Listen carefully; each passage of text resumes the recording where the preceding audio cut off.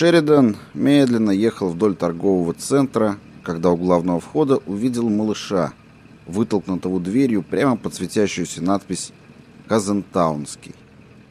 Это был маленький мальчик, лет наверняка не старше 5 и уж никак не младше 3. На личике у него было как раз написано то, что хотел Шеридан. Сдерживается, чтобы не заплакать, но слезы вот-вот брызнут. Шеридан помедлил, чувствуя, как поднимается внутри знакомая волна отвращения к себе. Но с каждой вылазкой ощущение это становилось чуточку слабее, не столь назойливым. После первой он неделю спать не мог. Все думал об этом жирном турке, величавшем себя мистер Мак.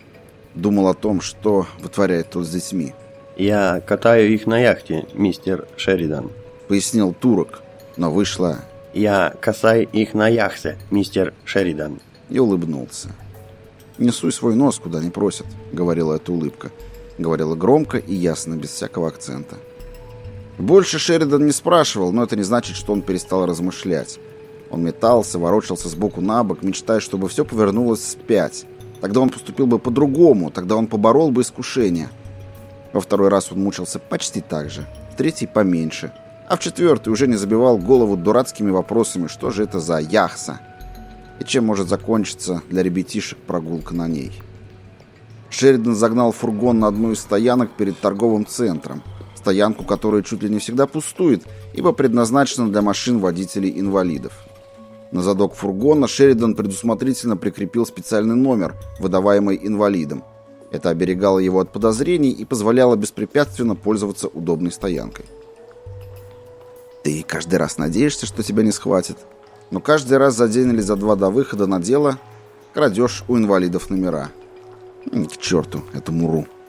Он нынче попал в затруднительное положение, а тот парнишка может ему помочь. Он вылез из машины и направился к малышу, который озирался вокруг, все более и более впадая в панику. «Да», — подумал Шеридан, — «ему должно быть лет 5, а то и 6, только что-то на вид чересчур слабый и хилый». В резком свете флуоресцентных ламп, бьющим сквозь стеклянные двери, мальчик казался белым, как полотно, и больным. Может, он и вправду был болен, но Шеридан все-таки склонялся к мысли, что ребенок просто напуган. Малыш с надеждой смотрел на проходивших мимо людей. Одни из них еще только торопились в торговый центр за покупками, а другие уже возвращались из недр магазина, нагруженные коробками и свертками, прибалдевшие точно от наркотиков, с тем особым выражением на лице, которое зовется, вероятно, удовлетворением. Малыш, одетый в джинсы Tough Skin и футболку с надписью «Питтсбургские пингвины», высматривал того, кто мог бы прийти ему на подмогу, того, кто взглянул бы на него и сразу сообразил, что тут что-то неладно, высматривал того, кто задаст ему единственный верный вопрос. «Ты отстал от папы, сынок?» Высматривал друга. «Вот он я», — думал Шеридан, приближаясь. «Вот он я, сынка. Я буду твоим другом». Он был уже почти у цели, когда заметил, что из торгового зала к дверям не спеша направился полицейский. Рука в кармане, сигареты, наверное, ищет. Если он выйдет, то непременно увидит мальчика, а значит, пиши пропало. «Черт!» — пронеслось в голове у Шеридана. Не хватало еще, чтобы его засекли разговаривающим с ребенком. Хлопот потом не оберешься. Поэтому Шеридан остановился и тоже принялся рыться в карманах, якобы проверяя, на месте ли ключи. Его взгляд перепрыгивал с мальчика на полицейского и обратно. Мальчик начал плакать. Девушка из справочной будки махнула полицейскому и что-то ему сказала. Она была хорошенькая, темноволосая, лет 25. Он блондин с песочного цвета волосами и усиками. Когда он шагнул к будке, оперся о нее локтями, Шеридан подумал, что эта парочка похожа на рекламу сигарет, которую помещают в журналах на последней странице обложки. Дух Сайлимана. Лаки Страйк, зажги мою удачу. Его тут чуть кондрашка не хватило, они там шашни разводят. Девчонка строит парню глазки, как мило. Шеридан решил, что у него появился шанс. У мальчонки вон грудь ходуном ходит, он того и гляди заревет в голос, а тогда уж что-нибудь обязательно обратить на него внимание. Не хочется, конечно, действовать под носом у полицейского, но если Шеридан не расплатится с мистером Регги в течение ближайших 24 часов, два здоровенных бугая не замедлят нанести ему визит и устроить экспромтом маленькую хирургию, добавив на каждую руку еще по нескольку локтевых сгибов. Он подошел к малышу Крупный мужчина в обычной ванхейзевской рубашке и брюках цвета хаки. Мужчина с широким обычным лицом, в котором с первого взгляда угадывалась доброта. Он присел на корточки, положив руки мальчонке на бедра, чуть выше коленей, и мальчик повернул к нему свое бледное, испуганное личико. Глаза у парнишки были зеленые-зеленые, как изумруды, а наполнявшие их слезы лишь усиливали этот чудный оттенок. Ты отстал от папы, сынок? Мягко спросил Шеридан. Мой деда. Папы тут нет. А я не могу найти деду. Вот теперь он разрыдался, и женщина, направлявшаяся в магазин, озабоченно оглянулась. Все в порядке. Успокоил его Шеридан, обнял мальчика за плечи и легонько подтолкнул вправо, к фургону. Потом посмотрел внутрь магазина. Теперь полицейский стоял, наклонившись к девушке из справочной. Похоже, между ними уже что-то наклевывалось. А если нет, то вскоре наклюнется. Шеридан расслабился. Коп ничего не заметит, если будет продолжать в том же духе. Да и очередь к кассам загораживает ему обзор. А раз так, то обделать дельца проще пареной репы. Я хочу к деде. Плакал мальчик. Ну, конечно, хочешь. Еще бы не хотел. Сказал Шеридан. И мы сейчас будем его искать. Гляди веселей. Он настойчиво потянул мальчишку вправо. Мальчик поднял глаза. В них появилась надежда. Вы сможете его найти?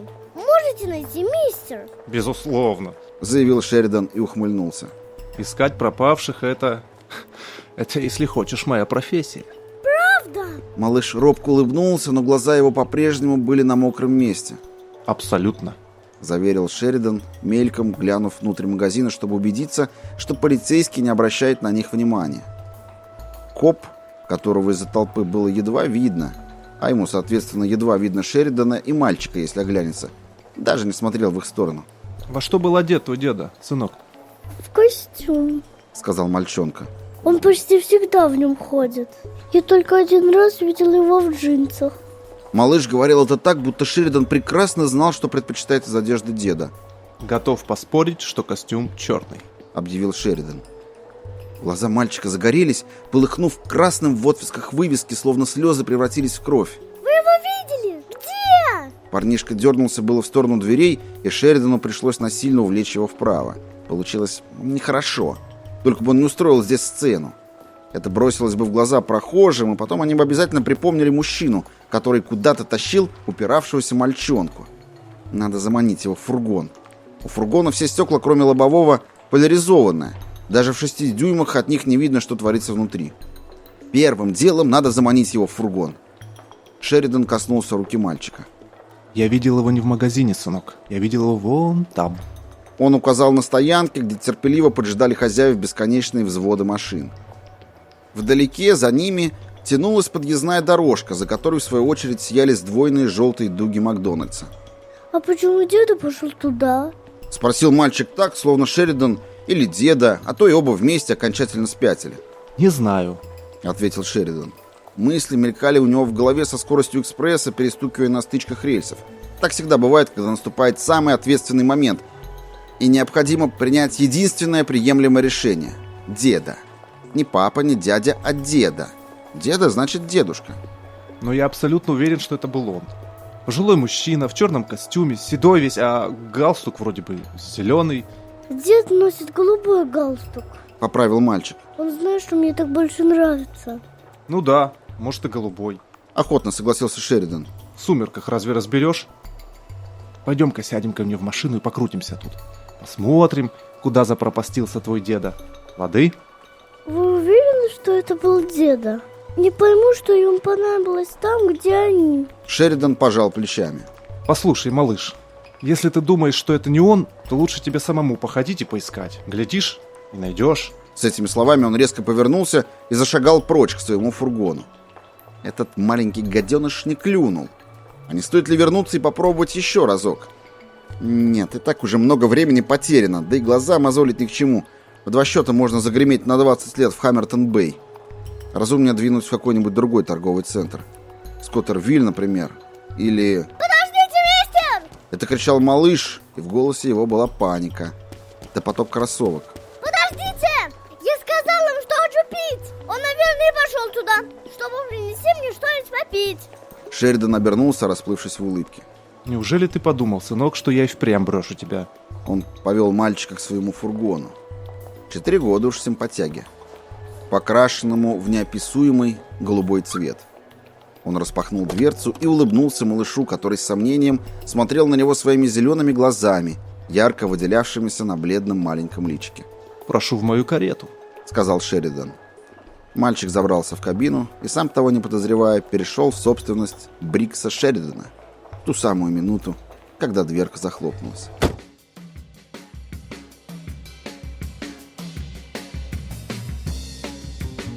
У Шеридана не было проблем с бабами.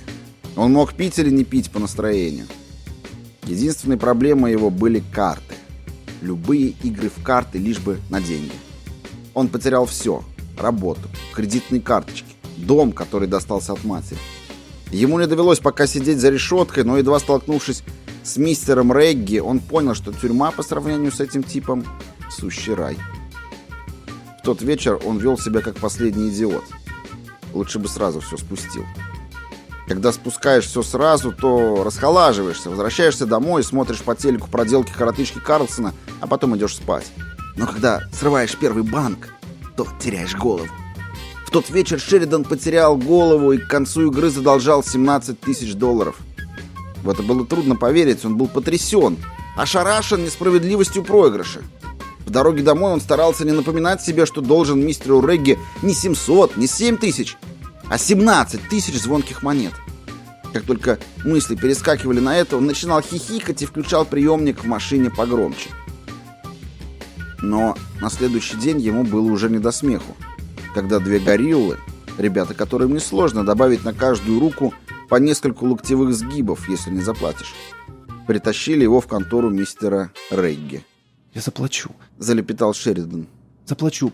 Послушайте, это не проблема. Через пару дней, самое большое через неделю, через 2 недели на худой конец. Ты утомил меня, Шеридан, сказал мистер Регги. И я... Заткнись. Думаешь, я не знаю, что ты будешь делать, если дать тебе неделю? Ты пойдешь клянчить к дружку 100-другую, если найдется дружок, у которого можно клянчить. А если не выгоришь с дружком, то бомбанешь виноводочную ловчонку, коли кишка не тонка. Но я сомневаюсь в этом, хотя все возможно. Мистер Регги подался вперед, подперев подбородок, и улыбнулся. От него несло одеколоном Тед Лапитус. А если даже ты и отыщешь 200 завалящих $, то что с ними сделаешь? Отдам их вам, прошептал Шеридан. Еще немного он намочил бы в штаны. И отдам их вам, честное слово. Не отдашь, возразил мистер Регги. Ты попытаешься отыграться, а мне достанется воз и маленькая тележка твоих дерьмовых оправданий. Вот о чем ты сейчас думаешь, друг мой. Вот о чем. Шеридан захныкал. Эти мальчики могут надолго уложить тебя в больницу. Мечтательно протянул мистер Регги. Тебе на каждую руку поставят по капельнице. Из носу будут добавок торчать трубки. Но я добрый. Я дам тебе шанс. Сказал мистер Регги и подтолкнул к Шеридану через стол сложенный листочек бумаги. Ты должен найти общий язык с этим человеком. Он зовет себя мистер Мак, но на самом деле такой же мешок дерьма, как и ты. А теперь вон отсюда. Вернешься через неделю. Твоя долговая расписка полежит пока на этом столе. Либо ты выкупаешь ее, либо мои друзья примутся за тебя. И тогда, как выразился некий Букер Ти, однажды начав, они не остановятся, не получив полного удовлетворения. На листочке было написано настоящее имя турка. Шеридан отправился к нему и услышал о детях и прогулках на яхте. Мистер Мак выписал также чек на сумму чуть больше той, что значилось в долговой расписке, оставшейся у мистера Регги. С тех пор Шеридан стал кружить около торговых центров. Он вырулил со стоянки, посмотрел, нет ли машин, и выехал на дорожку, ведущую к Макдональдсу. Малыш сидел на переднем сиденье, руки на коленках, в глазах беспокойства. Шеридан завернул за угол. Зачем мы объезжаем его? Спросил малыш. А вдруг твой деда выйдет через заднюю дверь? Пояснил Шеридан. Не дрейф, малыш. Мне кажется, именно здесь я его и видел. Видели, в самом деле видели. Не сомневаюсь даже. Волна облегчения омыла лицо парнишки, и на мгновение Шеридан почувствовал к нему жалость. Я ведь не монстр и не маньяк какой, черт побери. Но с каждым разом он увязал в долгах все глубже и глубже, а этот ублюдок Крейги без малейших угрызений совести сидел у него на шее. Сейчас Шеридан был должен не 17 тысяч, как в первый раз, не 20 тысяч и даже не 25 тысяч. Сейчас он был должен 35 тысяч. И вернуть их нужно не позднее субботы, если он не хочет, чтобы у него прибавилось локтей. На задворках возле контейнера для мусора он остановился. Сюда никто не сунется. Ладушки. Он запустил левую руку в карман на двери, предназначенный для карт и прочей ерунды, и выудил оттуда стальные наручники. Их голодные пасти были разинуты. Почему мы остановились, мистер? Спросил малыш, и в голосе его был страх. Похоже, мальчик понял, что есть на свете кое-что похуже, чем отстать от деда в кишащем покупателями торговом центре. Только на секундочку. Ты не думай. Успокоил его Шеридан. Горький опыт учил, что нельзя недооценивать 6-летнего ребенка. Вторая жертва Шеридана заехала ему по яйцам и чуть не удрала. Я просто вспомнил, что забыл надеть очки. За это прав могут лишить. Где-то тут они были. На полу в футляре. Скорее всего, к тебе соскользнули. Посмотри, будь добр. Малыш нагнулся за очешником, который был пуст. Шеридан наклонился и ловко защелкнул один наручник у него на запястье. И началось. Разве не твердил он себе, что это большая ошибка недооценивать 6-летку? Малыш сопротивлялся, как дикий кот. Извивался угрём. Вот уж не подумаешь, глядя на этого шкета. Брыкался, царапался и молотил по дверце, вскрикивал тонко, почти по птичьи. Наконец он добрался до ручки, и дверка распахнулась. Шеридан загробастал малыша за шиворот и втащил назад. Попытался защелкнуть второй наручник на специальной подпорке, что рядом с сиденьем, но промахнулся. Малыш тяпнул его за руку дважды, до крови. Черт, зубы как бритвы. Рука заныла. Шеридан ударил малыша по губам, того отбросило. Кровь Шеридана на губах, подбородке, капает на край футболки. Шеридан ухитрился таки защелкнуть второй наручник на подпорке и откинулся на спинку своего сиденья, посасывая тыльную сторону правой ладони. Боль не утихала. Он отнял руку от рта и стал рассматривать ее в слабом свете приборной доски.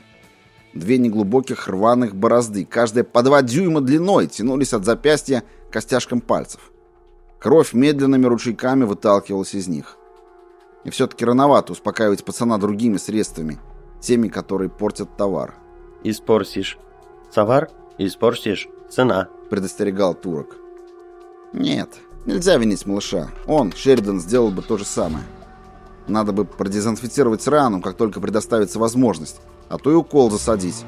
Он где-то читал, что человеческий укус самый опасный. А малыш молодец. Шеридан выжил сцепление, объехав здание, вырулил на подземную дорожку и свернул налево. В Талуда-Хейтс, на окраине города, у турка просторный дом, построенный в стиле ранчо. Ехать туда Шеридан должен был в случае необходимости окружным путем. 30 миль, минут 45 или час. Он миновал щит с надписью «Спасибо за покупки», сделанные в прекрасном Казентаунском торговом центре, и набрал дозволенные 40 миль в час. Ты пожалеешь, сказал малыш. Шеридан раздраженно покосился на него, вырванный из забытья. В мечтах ему пришло 20 очков, а мистеру Регги ни шиша. Малыш опять заплакал. Уж не болен ли он, в который раз подумал Шеридан. Может, подхватил какую-нибудь заразу? Ну да ничего, дай бог мистер Мак выложит денежки до того, как разнюхает, что тут нечисто. когда деда найдет тебя, ты пожалеешь. Конючил малыш. Ага. Согласился Шеридан и закурил. Он свернул с 28-го шоссе на необозначенную на карте гравийную дорогу. Теперь слева раскинулась болотина, а справа девственные леса. Малыш дернул закованной ручонкой и захныкал. Угомонись, себе же больнее сделаешь.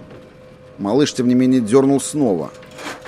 Последовавший за этим протестующий скрежет Шеридану совсем не понравился. Он посмотрел туда, и челюсть у него чуть не отвисла. Металлическая подпорка сбоку сиденья, подпорка, которую он собственноручно приваривал, немного погнулась. «Проклятие!» — подумал Шеридан. «И зубы как бритвы, и силен, оказывается, как вол». Он двинул кулаком в мягкое плечико. Перестань. Не перестану. Малыш опять рванулся, и Шеридан увидел, что металлическая подпорка погнулась еще больше. «Господи, разве ребенок способен на это?» «Все из-за паники», — ответил он сам себе. «Паника придала силы». Но прежде ведь никто из них не делал этого, а многие, между тем, были куда в худшем состоянии. Шеридан открыл бардачок и вынул оттуда шприц для подкожных инъекций. Турок дал ему этот шприц, наказав использовать лишь в самом крайнем случае. Наркотики — говорил турок. Выходило наркотики. могут испортить товар. Видал? Малыш кивнул. Хочешь, чтобы я сделал тебе укол? Малыш затряс головой. Глаза у него были большие и испуганные. То-то же. Смотри у меня. Это живо выбить дурь из головы. Он помешкал. Ему вовсе не хотелось это говорить. Черт побери, он не такой уж плохой парень, когда не сидит на крючке, но сказать надо. А может и прикончит даже. Малыш уставился на него, губки дрожат, личико цвета пепла. Если прекратишь дергаться, я не буду делать тебе укол. Лады? Лады. Прошептал малыш. Обещаешь? Да. Поклянись мамой. У меня никогда не было мамы. Черт. Ругнулся Шеридан, почувствовав отвращение. И дал газу. Теперь он ехал быстрее, не только потому, что шоссе скрылось наконец из виду. Этот малыш, кажись, того. Привидение. Побыстрее бы сдать его турку, получить денежки и прости-прощай. Мой деда сильный, мистер. Неужели? Спросил Шеридан, а про себя подумал. Еще бы не сильный. До дому верно без палочки добирается. Силач хренов. Он меня найдет. Ого. Он меня по запаху найдет. Очень может быть, согласился мысленно Шеридан. Даже он чувствовал запах, исходивший от малыша. У страха, конечно, свой неповторимый аромат, и предыдущие вылазки приучили Шеридана к нему. Но этот был каким-то нереальным. Смешанный запах пота, слякоти со скисшей аккумуляторной батареи. Слева тянулись и тянулись бескрайние болота. Ломаные щепки лунного цвета мерцали в стоялой воде.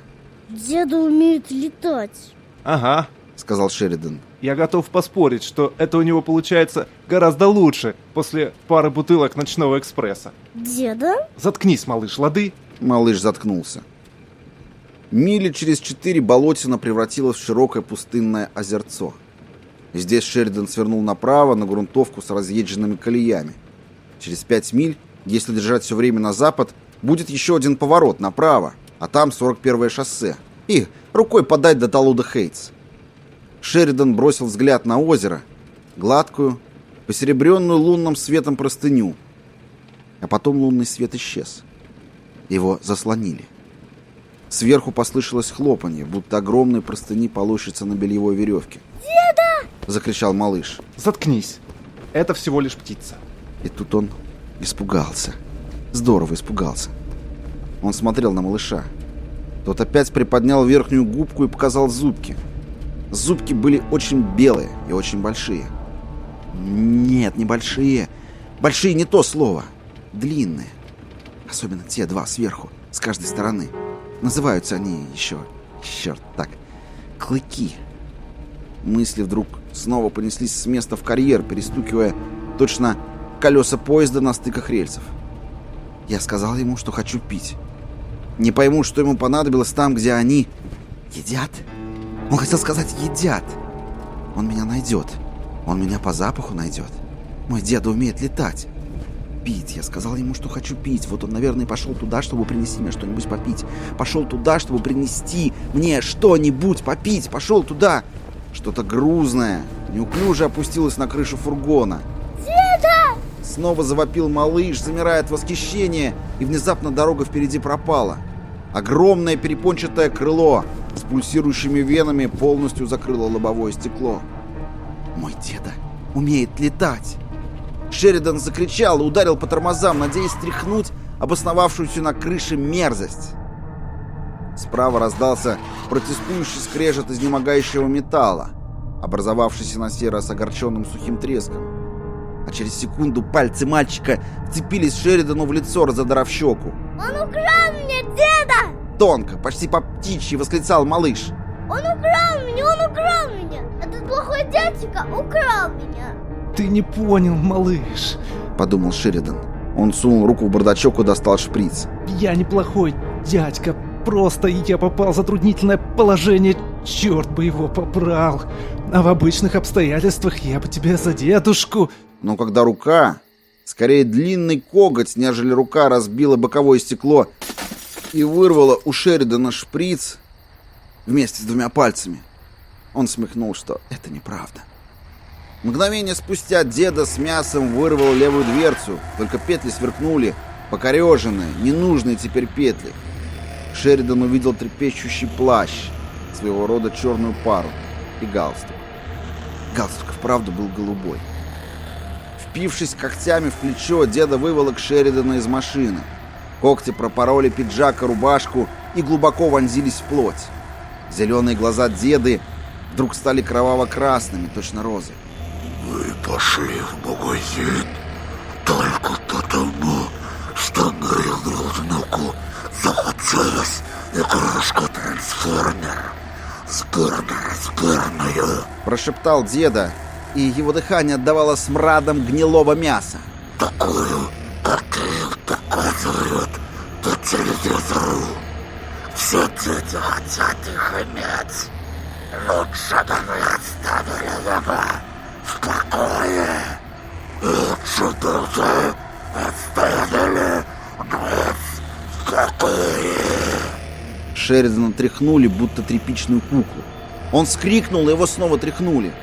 Он услышал, как деда заботливо спрашивает у мальчика, охота ли тому еще пить. Услышал, как мальчик сказал, что да, очень. Плохой дядька напугал его так, что в горле совсем пересохло. Затем Шеридан увидел у себя перед носом коготь. За долю секунды до того, как тот исчез под подбородком и вонзился гвоздем в шею, толстым, беспощадным, жестоким. Этот гвоздь разорвал глотку быстрее, чем Шеридан сообразил, что произошло, и последнее, что он видел, прежде чем провалиться в черноту, были мальчик, сложивший ладошки лодочкой и подставивший их под теплую струю точь-в-точь, как, будучи ребенком, делал это сам Шеридан, подставляя сложенные лодочкой руки под кран, чтобы напиться в знойный летний день. И деда, нежно, с величавой любовью ерошивший мальчонкины волосинки.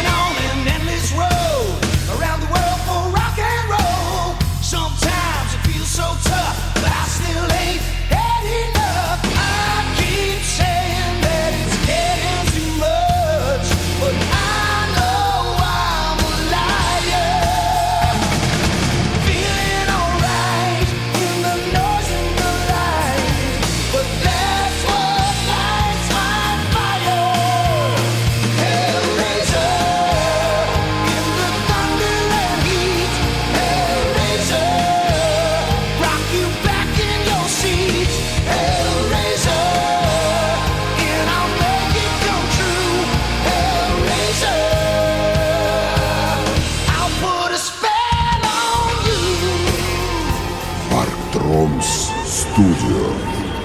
Пусть звучат голоса в твоей голове.